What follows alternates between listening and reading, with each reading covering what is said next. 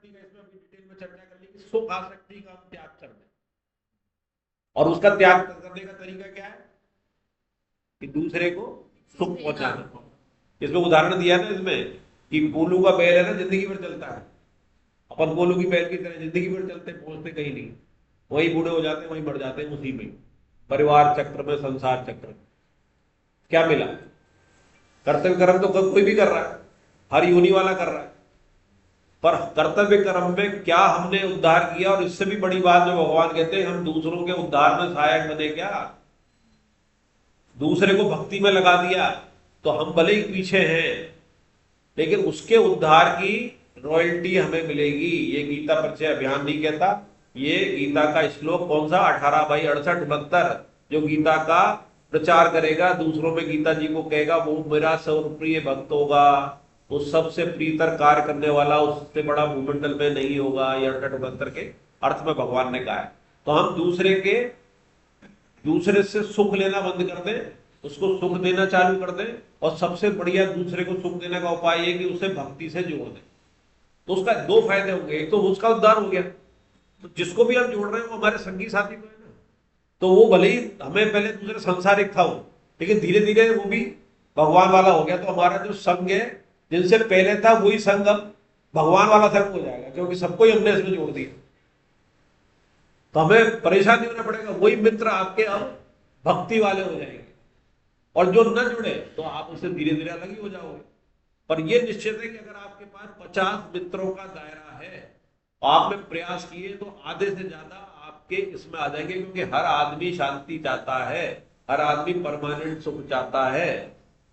Permanent सुख और permanent शांति यही मिलेगी, दो चीजों से मिलती है, दूसरे की सेवा करने से और दूसरे भगवान की प्राप्ति करने से, नाम से, और दूसरा विचार शून्य होने से।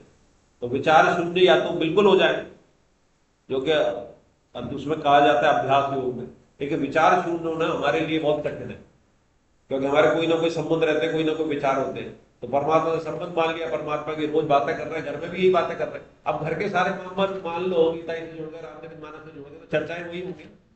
फिर उदाहरण जैसे हम पेश करते हैं ना, जैसे थोड़ा हो जाता है, यार ये भगवान ऐसा कर रहा है इसलिए आ रहा है जिंदगी में, इसलिए परेशानी आ रही है, तो सब जन ही ऐसे करने लग जाएंगे, तो आपका घर का माहौल, संस्कार सब बदलने लग जाएंगे। तो आपको फिर ज्यादा प्रयास नहीं करना पड़ेगा। अभी तो प्रयास कर रहा है, अभी आप अकेला करोगे तो 4 जने आपको रोकेंगे, यार तुम तो गीता जी पढ़ के समझते तो नहीं यार, संसार की बातें, व्यवहार की बातें अलग होती है, वो गीता जी अलग होती है। वो क्या जाने भगवान ने क्या देखा था कि इस तरह मुसीबतें आती है। तो भगवान ने तो क्या मुसीबतें नहीं देखी, 14 साल का वनवास भी देखा, जंगल में भी गए, क्या हम कर सकते हैं ऐसा? तो आसक्ति रहित होना, पुत्र स्त्री घर आदि में एकात्मा घनिष्ठ संबंध का लोग, तो इसमें ये नहीं कर रहे संबंध टूटने की। इस घनिष्ठता में ये भी नहीं कि आप घनिष्ठता खत्म कर दो, आपकी अंदर से उसके प्रति जो ममता है कि इसके बिना क्या होगा, उसकी ममता में भी स्वार्थ छुपा हुआ है। आपके जितने भी रिश्ते हैं, अगर घर में भी आपका कोई नया प्राणी आ रहा है या कोई रिश्ता बन रहा है, तो उसको इसी हिसाब से जोड़ रहे हो कि मेरे आगे काम आएगा, चाहे वो बच्चा हो, चाहे पोता हो, चाहे आपके नए संबंध बन रहे हो, आप उनसे कुछ ना कुछ उम्मीद रखते हो। देने की प्रवृत्ति हमारे नहीं रहती, उनसे कुछ कुछ, चाहे वो पैसा नहीं हो, उनके जरिए सम्मान मिल रहा हो, उनके जरिए हमें संबंध मिल रहा हो, समाज में हमारी प्रतिष्ठा बढ़ रही हो संबंध बढ़ने से, तो हमारी ही लेने की इच्छा है हर संबंध में। तो वो चीज ना रहे उसमें, अगर उसमें रहेगी हमारी तो भगवान में नहीं जाएगी। तो उसको तरीका यही है जो अभी कहा कि उनको भी भगवान में जोड़ दो। सारे जितने संबंध हैं वो भी अगर भगवान से जुड़ जाएंगे या उनमें आप भगवान का रूप देखने लग जाओगे, तो फिर संबंध तोड़ने की जरूरत ही नहीं है, वो भी उसी में भगवान है। लेकिन शर्त ये होनी चाहिए कि ये पड़ोस का बच्चा है और आपका बच्चा है, तो फिर भेदभाव नहीं रहे। जितना प्रेम उससे करते हो उस बच्चे को भी करो, उसके 2 टॉफी दे रहे उसे भी दो। तो और अनुकूलता प्रतिकूलता की प्राप्ति में चित्त का नित्य सम रहना, ये समत्व योग वाली बात आ गई। अनुकूल और प्रतिकूल परिस्थितियों में एक रहना, सुख दुख में एक रहना, हर्ष शोक में एक रहना, मान अपमान में एक रहना, ये तो समता है। तो उसके अंदर एक सा रहना, तो जो पहले चर्चा कर ली ना, उनको देखना कहां से आ रही है। और प्रतिकूल परिस्थिति, एक बार अकबर ने बीरबल से कहा, ये याद आ गई कहानी, कि ऐसी चीज लिख के ला कि जिससे दुखी सुखी हो जाए, एक ही लाइन लिख के ला और सुखी दुखी हो जाए। बताओ क्या लिखा है, याद है किसी को? सुखी तो दुखी हो जाए, ये इसको फिट हो रही है, और दुखी तो सुखी हो जाए, सुखी दुखी हो जाए। तो बीरबल ने लिख दी, ये दिन नहीं रहेंगे, ये दिन नहीं रहेंगे। तो सुखी तो दुखी हो जाएगा और दुखी सुखी हो जाएगा। तो ये यार अनुकूलता प्रतिकूल, वो परमानेंट नहीं रहेगी। आज अनुकूल है तो ये नहीं रहेगी, तो प्रतिकूल आएगी तो फिर दुखी नहीं होंगे कि हमने तो पहले ही मान लिया था नहीं रहेगी। और प्रतिकूल होने के बाद जो अच्छी आएगी तो फिर भी ज्यादा दुखी नहीं होंगे, मालूम है यार इसके बाद ये आना है। और अनुकूलता प्रतिकूलता कुछ नहीं है, जो हम चाहते हैं वो हो जाए वो अनुकूल, और जो ना हम चाहे नहीं चाहते वो ना हो, तो ये प्रत्येक के लिए अलग है। जिसमें हम अनुकूल हो रहे हैं हो सकता है उसी चीज में वो प्रतिकूल हो रही है उसके लिए। जैसे एक कहानी है ना कि एक किसान के दो बच्चियां थी, एक तो कुमार के गृह में चली गई और एक किसान में। अब वो तो प्रार्थना करती थी बरसात ना हो, अब वो कहती थी बरसात हो जाए, बरसात होने में वो दुखी और वो सुखी। परिस्थिति एक, बाप माँ एक, तो उसके तो ये कि बर्तन नहीं गिर जाए बरसात होते ही, बरसात सूख रहे, और वो चाहती है कि फसल हो जाए। तो ये तो अपने स्वार्थ बुद्धि के कारण आगे, तो अनुकूल प्रतिकूल परिस्थिति में चित्त का नित्य सम रहना, ये समता योग हो गया। मुझ में अनन्य योग के द्वारा अविचारणी भक्ति का होना, ये शब्द दोनों अलग अलग जगह भगवान ने बताया, इसमें दोनों एक साथ ले रहे हैं। एक जगह आया अनन्य भक्ति होना, एक जगह आया अविचारणी भक्ति होना, यह आया। तो इसमें क्या लिखा है, मुझ में अनन्य योग के द्वारा अविचारणी भक्ति का होना। अनन्य योग मतलब दूसरा न कोई, अन्य किसी से योग नहीं। योग का मतलब संबंध नहीं, योग संबंध मेरे तो गिरधर गोपाल दूजा न कोई, ये हो गया अनन्य योग। और अविचारणी भक्ति मतलब किसी और से नहीं, अविचारणी मतलब किसी और से हमारे संबंध नहीं, जो अगर होता व्यभिचार कहलाता है। तो किसी और से हमारे संबंध नहीं, किसी और से हमारी भक्ति नहीं। लेकिन भगवान ये नहीं कह रहे तुम दूसरे देवों को न पूछो, पूजो। कहा है ना पहले के अध्याय में, उसमें मेरा ही स्वरूप देखो, देवता मेरे से ही शक्ति ले रहे हैं और मेरे द्वारा ही आपकी इच्छाओं की पूर्ति कर रहे हैं। पर हम देवताओं को सर्वश्रेष्ठ मानने लग जाते हैं। आप किसी भी देवता की पूजा करो, और देवताओं की पूजा रोकनी भी नहीं चाहिए, क्योंकि देवता ही हमारे हर अंग के देवता है। आंखों के देवता अलग है, कानों के देवता अलग है, सूंघने के देवता अलग है, सांस लेने के देवता अलग है। हर देवता हमारी शरीर की रक्षा कर रहे हैं, उसका नियंत्रण कर रहे हैं। जैसे आंख है ना, आंख तो एक एपरेटस है, पर आंख केवल देख सकती है क्या? अगर देख सकती तो लगा दो किसी के भी जाके, निकाल के अपनी आंख किसी दूसरे के लगा दो, देख लेगी क्या? एक पत्थर में लगा दो, देख क्यों नहीं पा रही है? वो तंत्र भी जोड़ दो उसके, वो दिमाग भी लगा दो, फिर भी नहीं लगा पाएगा। क्यों? क्योंकि उसके पीछे हमारे देवता है, हमारी चेतना है। और उसको कौन प्रकाशित कर रहा है, आगे के श्लोक में आएगा, भगवान कर रहे हैं। भगवान किसको प्रकाशित करते? देवताओं को करते। देवताओं फिर हमारे को करते, हमारे मतलब आत्मा को। आत्मा फिर हमारी बुद्धि को करती है, बुद्धि फिर इंद्रियों को करती है, इंद्रिय विषयों को करते हैं। हाँ बोलो, पूछो।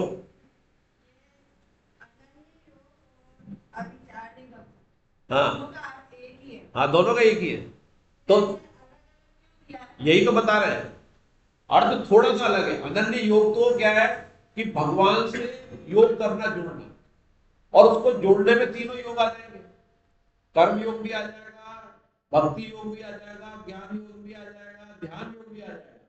और अविचारणी भक्ति तो मतलब कोई है ही नहीं मेरा दूसरा, जो कुछ है तू है, उसमें जरा भी दोष नहीं आना चाहिए। जो कुछ चाहे मांगे, चार तरह की भक्तों की चर्चा की थी ना, भगवान से ही मांगना, भगवान को ही करना।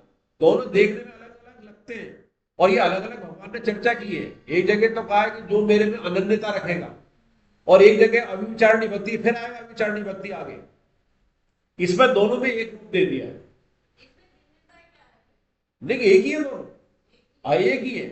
पर अनन्य योग तो मतलब भगवान से योग, और भगवान में योग में सभी आ गए। अविचारणी भक्ति मतलब मैं शरण आ गई पूरी, कि मैं तेरे से ही चाहता हूं। भक्ति केवल एक से एक ही चाह है, दोनों में अंतर कुछ नहीं है। दोनों जिसमें अनन्य अनन्य भाव होगा उसी की अनन्य भक्ति होगी। अनन्य भक्ति मतलब अविचारणी भक्ति, अनन्य का मतलब अन्य नहीं, और अविचारणी का मतलब अन्य से संबंध नहीं। अन्य से संबंध नहीं। व्यभिचार हम किसको कहते हैं? जिसका एक के अलावा अन्य से संबंध हो जाए उसे व्यभिचार कहते हैं। अभिचारणी का मतलब एक से के बाद जो संबंध हो जाएगा वो व्यभिचार हो जाएगा। तो एक से ही संबंध वो क्या हो गया? अव्यभिचार। अनन्य का मतलब भी वही, अन्य नहीं। हाँ, दोनों है एक से। एकांत स्थान में रहने का स्वभाव। एकांत स्थान में मतलब अपने को एकांत में भगवान के भजन ध्यान आए, एकांत में रहे तो कैसे कि ये व्हाट्सएप और ये टीवी और ये नहीं देखे। अगर एकांत में बैठे तो भक्तों की चर्चा कर रहे हैं, भक्तों के बारे में सुन रहे हैं, यूट्यूब पे भी भक्त देख रहे हैं, टीवी के अंदर भी भक्ति की चीज देख रहे हैं, तो वो भी एकांत है। अकेले में देखने को मजा आ रहा है। या भगवान अकेले में बैठ के भगवान का ध्यान कर रही है, नहीं कि कोई परेशानी आ गई और अकेले में बैठ गए। कर्म पूरे करने के बाद जब कभी टाइम मिला पूरे कर्म कर लिए। एकांत तो सबको मिलता है, पर उस एकांत में इसके लिए तड़पे हो कि ये कब काम निपटे। जो अपना जो कर्तव्य कर्म है वो तो करना ही है, ये कब निपटे उस एकांत के लिए तरह कर। यार एकांत मिले और जरा गीता जी पढ़ लो और यार वो देखो यार आज क्या आया है गीता प्रचार में, या आज उसमें यूट्यूब पे गीता जी पे या रामचरितमानस पे आज क्या राजेंद्र दास जी ने कहा है। ये तड़पे, ये नहीं कि काम निपटू और वो देखो अपना जो दोस्तों वाला है किसका जन्मदिन है आज उसने क्या कहा है, ये नहीं। वो एकांत ठीक है, एकांत उसके के लिए एकांत का। ये एकांत नहीं कि बैठ आराम करने वाला एकांत नहीं, क्या आराम करूंगा। वो एकांत मतलब जो भगवान की चर्चा के लिए, चाहे वो अकेले में उसकी चर्चा ध्यान हो या किताब के जरिए हो, उसके लिए एकांत है। एकांत का ये नहीं मान लिया जाए कि मैं तो कोई काम नहीं करूं, एकांत मिल जाए मुझे कोई छेड़ो मत आराम कर रहा हूं, वो एकांत नहीं।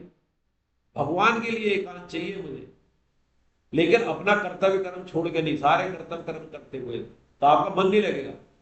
संतोष जी ने विवेचना सत्र में एक बात कही थी कि जैसे आप अभी दिन भर कोई काम कर रहे हो तो आपका मन लगा रहता है कि यार जैसे ही फ्री हो तो व्हाट्सएप देखो, व्हाट्सएप देखो क्या चल रहा है उसमें, दोस्तों वाला है जो भी आपका जिसमें ज्यादा मन लगता है, आपका वो अटके हो जाए कि यार व्हाट्सएप वाला देखो जब भक्ति की चर्चा चल रही, वो वाला देखो तो उसके अंदर कोई चीज आई क्या, कोई नई चीज आई क्या, ये मन होने लग जाए। व्हाट्सएप भी खोलो तो भगवान के लिए खोलो, यूट्यूब भी खोलो तो भगवान के लिए लगो, उसके लिए तड़पन होने लग जाए। तो वही बात आई थी ना कि इंद्रियों को मोड़ना है, मजा इससे ज्यादा आएगा जो उसका ले रहे हैं और उसको नुकसान पहुंचाने वाला है, ये परम शांति की ओर ले जाएगा, भगवान की तरफ आगे बढ़ाएगा। आज या कल के सत्संग में कही है मुकेश जी, याद है आपको? भगवान ने कहा विवेक का इस्तेमाल, कि आपका सत्संग के क्या फायदा है। ये एक जैसे कि आप है ना यहाँ से मथुरा के लिए बस में बैठे, बहुत अच्छा सत्संग था वो, और आप है ना अंधेरे में चल रहे हो, आपकी मोटर है उसमें लाइट है, तो लाइट आपको आगे दिखाएगी, विवेक लाइट है, आपको बताएगी ये भाई मथुरा का रास्ता चल, पर गाड़ी आपको चलानी पड़ेगी। गाड़ी मतलब आपको उसी तरफ संगत में चलना पड़ेगा, स्वाध्याय करना पड़ेगा, तो मथुरा तक पहुंचा देगी बस। लेकिन लाइट जलती रहे, बस खड़ी रहे, तो विवेक तो जागृत कर लिया, पर उसके साथ में चल नहीं रहे हो आप, आपकी संगत अच्छी नहीं है, स्वाध्याय नहीं कर रहे हो, आपका मनन नहीं कर रहे हो भगवान के नाम का, तो मोटर भले ही धीरे चले वृंदावन पहुंचा देगी। तो विवेक ये नहीं कि आपको एकदम भगवान के दर्शन करा देगा कि लाइट जली और मथुरा दिखने लग जाएगा। विवेक आपको रास्ता दिखाएगा, चल चलना अपने को, और चलना कुछ नहीं है, यही कर्म करते करते करते करते भगवान की तरफ दौड़ने। कहीं अपना कर्तव्य कर्म नहीं छूट रहा, कोई अपना बिजनेस नहीं छूट रहा, कोई नौकरी नहीं छूट रही। अगर आप नौकरी जहाँ कर रहे हो भाई ये चर्चा चालू कर दो तो वो भी वही करेगा, तो आपका प्रभाव नहीं होगा, दूसरी चर्चा नहीं होगी। ट्रेन में जा रहे हो आप यही चर्चा कर दी, आपका कोई भी काम करते करते भगवान की बातें उसमें आड़े नहीं आएंगी, काम बल्कि और सुगमता से होगा क्योंकि विचार अच्छे होंगे। एकांत का आ गया समझ में। और जन समुदाय की प्रीति ना होगी। जन समुदाय कौन सा वाला? जो ये भीड़ इकट्ठी वाली नारेबाजी, ये सब जनसभा हो रही है, वहां क्या हो रहा है, हो हल्ला हो रहा है, या बीच बैठ के गॉसिप कर रहे हैं, मजा आता है ना उसमें, इधर उधर की बुराई। चौपालों में क्या होता था, या ट्रेन में भी होता है, जन समुदाय होता है, या अपन कहीं बैठे घूमने भी जा रहे हैं, आप सीबी गार्डन घूमने जाओ 8-10 के ग्रुप में, तो उसमें प्रीति होना कि यार सुबह उनका घूमने में ज्यादा ध्यान नहीं होगा कि यार कल वो मिलेगा उससे बात करेंगे, वो मिलेगा उस पर बात करेंगे। अगर अगर उसमें भगवत चर्चा चालू हो जाए तो फिर बुराई नहीं है, आपका वो जन समुदाय की बुराई नहीं है, भगवत चर्चा हो रही है। अगर आपकी क्लास हो रही है सुबह शाम भी कहीं दूसरी जगह क्लास हो रही है, बार बार जाने को मन करे, या भक्ति वाले आपको रोज मिलने लग जाए आपको, या आपकी चर्चा में सीबी गार्डन के अंदर ही घूमने जा रहे हैं वही चर्चा चालू हो जाए, और आप रात भर इसलिए दिन भर तड़पो, या फिर कल चले कल ये नई बात गीता जी की आई है, या भगवान रामचरितमानस की राम जी की ये बात अभी सुनने को मिली है, वो चर्चा कल करेंगे, तो अब बुराई नहीं है जन समुदाय की। जन समुदाय की इसलिए जो फालतू की गॉसिप है उससे बचे, उससे बचने के लिए कहा है। क्योंकि असंगताओं से संग करना भगवान मना नहीं करते। असंगता मतलब जो भी संसार से अलग हो रहे, संगियों का संग करेंगे तो कुसंग है, इनडायरेक्टली कुसंगी हो जाएगा। चाहे वो पारिवारिक बात करे, आगे चलते चलते परिवार से परिवार के झगड़े, समाज के झगड़े, फिर दूसरी चर्चा बहू बेटी और इनकी जमान, इन सब की चर्चा आ जाएगी घर बार की पड़ोसी की। एक चालू करेगा तो ये एक और एक हमारे समस्या कि हमारे होता है कि एक अगर वैसा उदाहरण हम भी देंगे, ये सबकी प्रकृति है। अगर उसने पड़ोसी की बुराई की है तो आप भी अपने पड़ोसी की ढूंढ के निकालो, भले अभी तक मन में नहीं थी आपने, लेकिन हाँ मेरे बगल में भी आ रही है। तो इसी का उल्टा कर लो, जैसे इंद्रियों को बदलना है, आपने भगवान की चर्चा करो तो वो भी बताएगा कि मुझे भी जानकारी।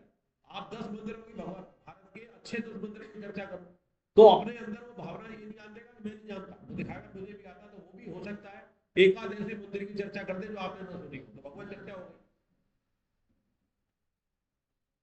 अध्यात्म ज्ञान में नित्य निरंतर रहना मतलब अध्यात्म क्या है?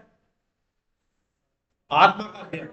तो उसमें नित्य निरंतर क्या है कि संसार अलग है, संसार की सत्ता नहीं है, और भगवान की बातें करना, भगवान के गुणगान करना, वही अध्यात्म की बात हो जाएगी।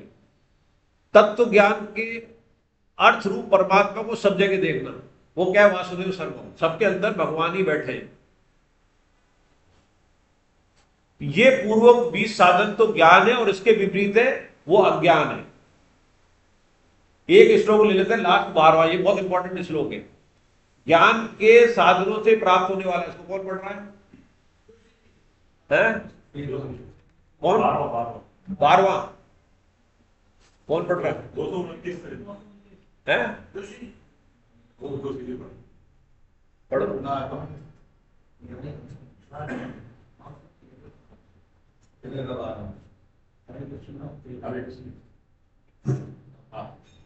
हरे कृष्णा।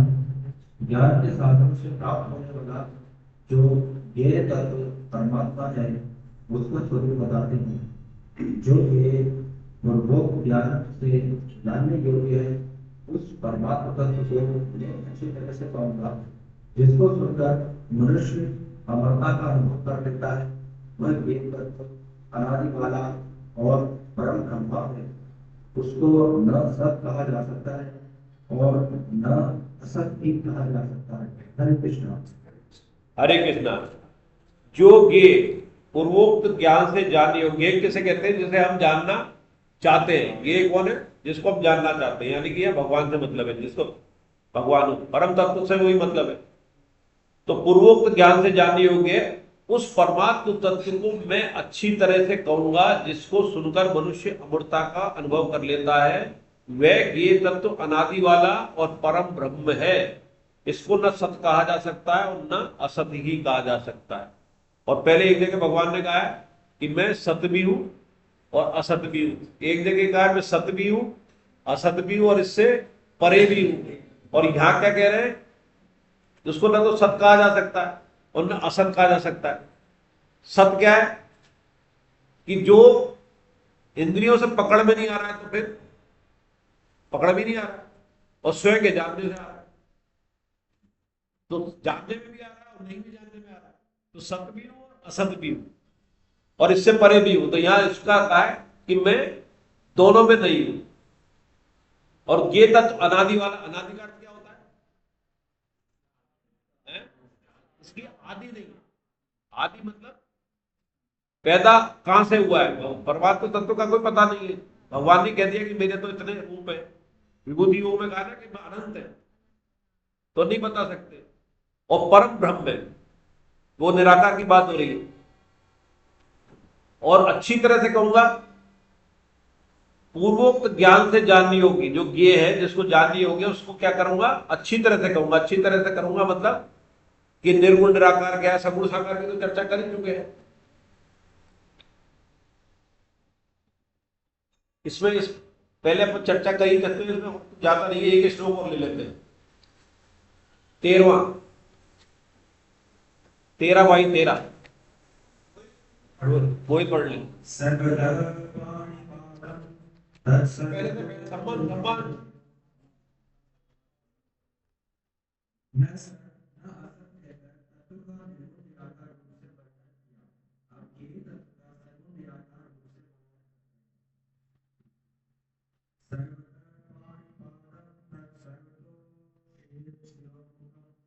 हे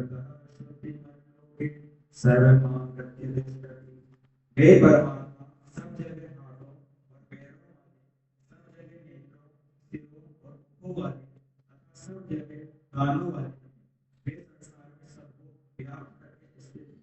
हरे कृष्ण। देखो क्या जोरदार बात आ रही है इसके अंदर। मुकेश जी पहली बार निकल रही है, अभी मन में आ रही है और कहीं सुनी नहीं है, अभी पढ़ रहा हूँ और अभी आ रही है। श्लोक का नंबर पढ़ो आप, 13 ढंग से पढ़ो तो 13 सब कुछ 13, और उसका अर्थ भी यही है, हे परमात्मा, वे परमात्मा सब जगह हाथों और पैरों वाले, सब जगह नेत्रों, सिरों और मुखों वाले तथा सब जगह कानों वाले हैं। वे संसार में सबको व्याप्त करके स्थित हैं। यानी कि इसका मतलब वासुदेव सर्वम हर जगह है। तो 13 हो गया ना। तो इस श्लोक का नंबर देखो, अभी अभी बात आई है पकड़ में, 13 सब कुछ 13, हर जगह, बिना कानों वाले सब कान है, बिना आंखों वाले हर जगह। आप कहीं भी उनका भोग लगाओ, भोग लग जाएगा। कोई समर्पित करो, कोई करेगा, आपको सब जगह से देख रहे हैं। सीसीटीवी कैमरा तो लिमिट है, कितनी बल लगा लो, उनका सीसीटीवी कैमरा आपको उस समय भी देख रहा है जब पूरी ब्लैकआउट हो गया, अंधेरे में आप पड़े हुए, तब भी आपको देख रहा है। कोई नहीं देख पा रहा पर वो देख रहा है। और तो और आपके विचार भी सुन रहा है। हाँ, लेटे लेटे क्या सोच रहे हो आप। तो इससे हमें दोनों चीज मिल रही है। इससे तो हमारी बुरा चीज करने में हमारे डर लगेगा कि वो तो सब जगह देख रहा है, सुन रहा है। जो हम अकेला मान के कई बार बुरे विचार या बुरे कर्म भी कर लेते हैं, वो तो देख रहा है और सब जगह भूख लगा सकेंगे। अगर किसी गरीब को खिला दिया खाना तो वही तो खा रहा है, सब जगह मुंह वाला है। किसी कुत्ते को खिला दिया आपने, किसी को कैसे खिला दिया, तो भगवान को खिला रहे मान के करो ना, वो सब जगह खाने वाला है, सब जगह सुनने वाला है, सब जगह कानों वाला है, सब जगह नेत्रों वाला है, सब जगह सिर और मुखों वाला है। विराट रूप में दिखाई दिया था ना अर्जुन को। और यह भगवान खुद कह रहे हैं, बिना कान के सुन रहा है, कान कहीं नहीं है उसके, लेकिन सब जगह सुन रहा है। कहीं आंख नहीं है उसकी, सब जगह देख रहा है। सब जगह मुंह नहीं है, सब जगह खा रहा है। सब जगह चल के जा रहा है, सब जगह हाथ में ग्रहण कर रहा है। गिरिराज जी की परिक्रमा में जाते हैं और भूल गए। हाँ, सबसे पहले क्या आता है, आंध्योर। आंध्योर का नाम क्यों पड़ा है पता? क्यों पड़ा है आंध्योर का नाम? कि जब भगवान ने 7 दिन उठाया तो भूखे रहे थे, तो 56 भोग की तभी से हुई। हर पहर का एक भोग। पहर कितना होता है? 3 घंटे का। एक 24 घंटे में कितने पहर हुए? 8। 7 दिन में कितने हुए? 56। तो 56 टाइम का भोग लगाया था भगवान। पहली बार 56 भोग तभी लगा। और पूरे 84 को जितने भी ब्रजवासी थे सबने लगाया। सबने लगाया था अपने अपने घरों से, वहीं नहीं पहुंचे थे, अपने अपने घरों से। और भगवान ने हाथ बढ़ाए थे और सारा भोजन किया था। और लाओ, और लाओ, अन्न अन्न और, अन्न अन्न और, क्या हो गया? अन्न और। ये वही, सब जगह खाने वाला हूं, सब जगह मुख वाला हूं, सब जगह हाथ वाला हूं, और सब में व्याप्त करके स्थित हूं। इसमें एक लाइन लिखी है ना, चींटी के पग नूपुर बाजे, वह भी साहिल सुनता है। कहता से चींटी और उसके पद में भी घुंघरू बंधे हो तो भगवान उसको भी सुनता है। हरे कृष्णा। तो ये वाला श्लोक हमें भक्ति भी बढ़ देगा और बुरे कर्म से दूर भी भगाएगा। बुरे कर्म करने में डर लगेगा, भगवान तो देख रहा है। तो इसलिए बहुत महत्वपूर्ण है। अगली 14 से लेके फिर अपने 34 तक 20 श्लोक अगली क्लास में करेंगे, अध्याय खत्म करना है। हरे कृष्णा। कोई प्रश्न है? और अगली बार या तो अगली बार तक 900 रुपए जमा करा देना या ले आना। कौन कौन इस बात से सहमत है? हाथ खड़े करो। बाकी क्यों नहीं खड़े करो? अच्छा, कौन कौन सहमत नहीं है? अरे तो मैं ये कह रहा हूँ, भेज देना उनको पैसे, नाम आ जाएगा।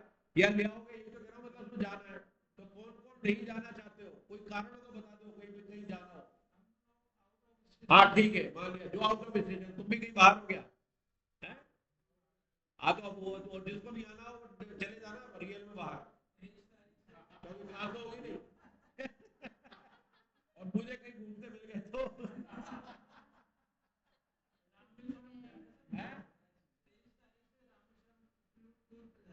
हाँ बस बस, ठीक है ठीक है ठीक है, वहां की फोटो भेज देना। नहीं तो अपने 30-40 दिन अपना से अटेंडेंस हो जाएगी। मैंने कह दिया हमारी क्लास पूरी आएगी। संतोष जी का फोन आया था, यार आपकी क्लास तो आनी चाहिए। मैंने आएगी, सारी आएगी। तो मैंने आएगी क्लास, तो बोले यार बोले बाकी बिहारी लाल की जय, वृंदावन बिहारी लाल की जय, राधा गोविंद सरकार की जय, श्याम की जय, जय,